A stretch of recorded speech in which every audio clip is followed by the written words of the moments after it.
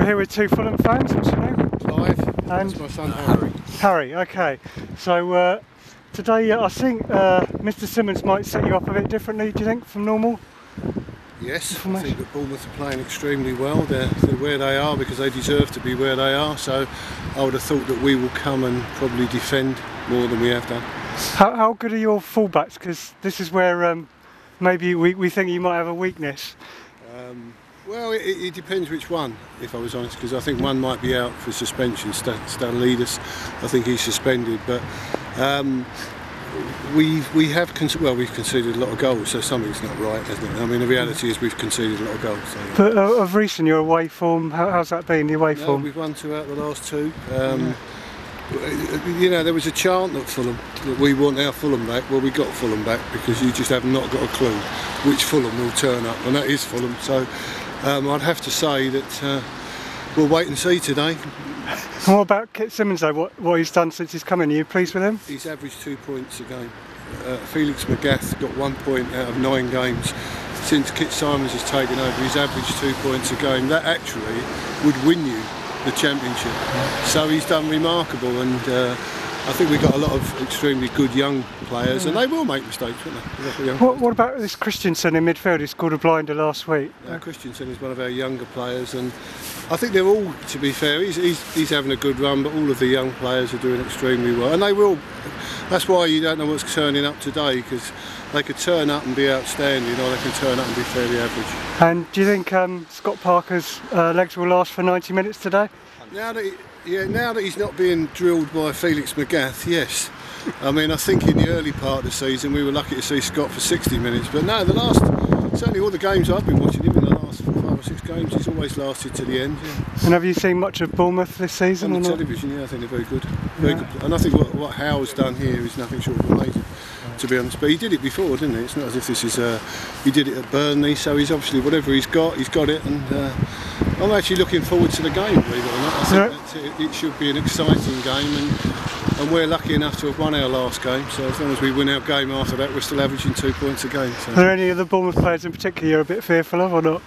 No, I just think you're a very good team. Yeah. I actually don't think that's your strength. I don't think you've got a player that you would say, well, he's a fantastic player. I think Bournemouth as a unit are just a very, very good team. So, you know, that's your strength without showing. I better ask you for a score prediction then. You can ask a Fulham fan. I actually did say on the way down here 2-2. Sure. But 3-3. But I have to say my other son, who will be following up the rear, said we were going to lose 2-1. I think he might be stronger than me, to be fair. Oh, well, I hope you enjoy it. The weather's not great. I just say it's an absolute privilege to be here. We're delighted to be here. It's always been a ground that I've always looked forward to coming to. And Fulham might have been very grand in the last 13 or 14 years, but it's still an absolute privilege to come to ground. Let me just ask you one last thing. Has your form improved because the certain statue has disappeared from Craven Cottage? Well, we actually thought that statue was Dixon Etio. We didn't realise it was Michael Jackson, to be fair. But a friend of mine is Martin Bashir, who interviewed, and I took him to that statue, and he never recognised him. So the answer is that our form deteriorated. You did it for a bit.